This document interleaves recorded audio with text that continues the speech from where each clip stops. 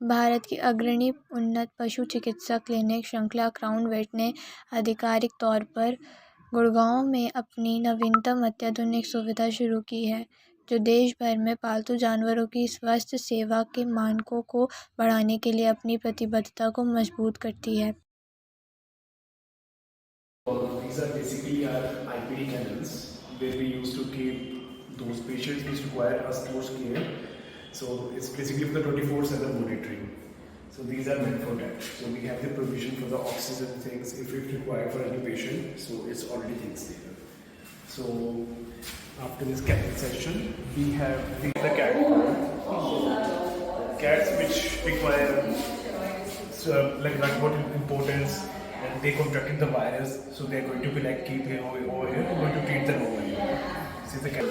So we're basically preparing the patient, and we're going to take in the OT. So this is a OT patient theater. So we have all the equipment, machineries, and everything is there.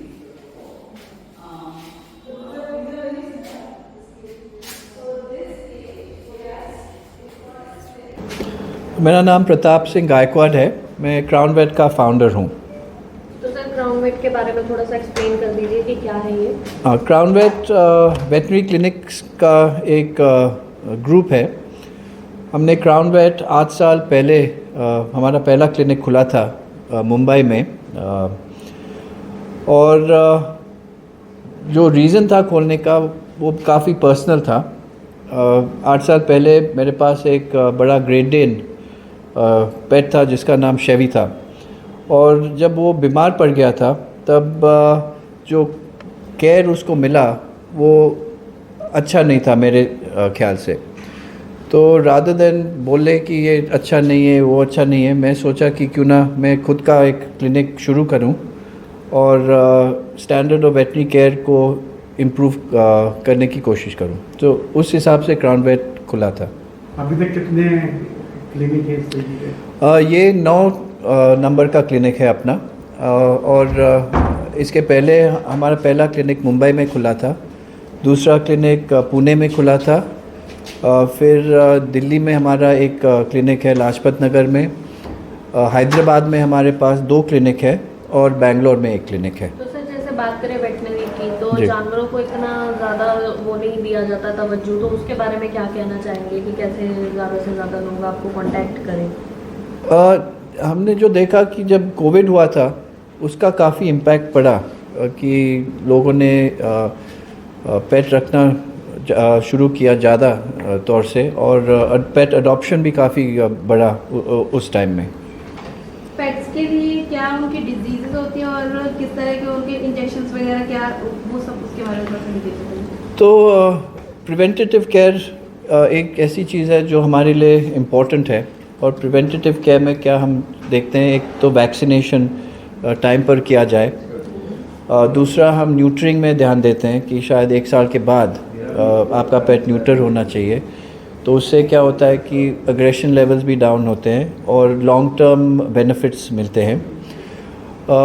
जो तीसरी बात है जो काफ़ी लोग नहीं करते हैं वो डेंटल है, कि शायद हर 2 या 3 साल में ज़रूर आप आपके डॉक्टर के पास जाए और आपके पेट का मुंह ठीक से एग्जामिन करें, क्योंकि मुंह में काफ़ी बैक्टीरिया होते हैं। दांत का क्वालिटी ऑफ केयर अच्छा रखना ज़रूरी है।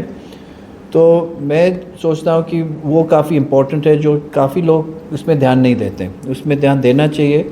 एक तो दांत साफ़ होते हैं, ठीक से डॉक्टर करता है, और दूसरा अगर दांत ख़राब है तब एक्सट्रैक्शन भी कर सकते हो।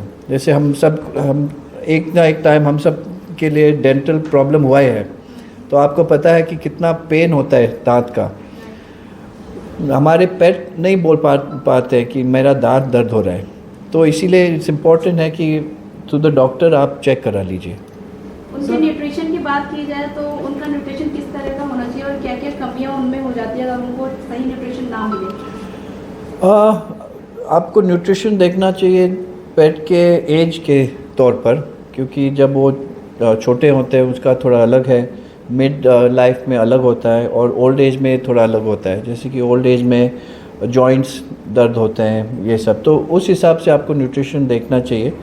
और आपके डॉक्टर के साथ कंसल्ट करके न्यूट्रिशन प्लान बनाना चाहिए। तो पेट्स कौन कौन से पेट्स आप लोग यहाँ पर देखते हैं? हम ज़्यादा तौर पर डॉग्स और कैट्स को देखते हैं, लेकिन हमारे पास डॉक्टर हैं यहाँ जो एग्जॉटिक्स को भी देखते हैं। जैसे कि कल इनफैक्ट हमारे पास 2 सर्जरियाँ हैं बनी रैबिट्स के, तो बनी रैबिट्स भी है और परसों एक टॉर्टस भी आया था।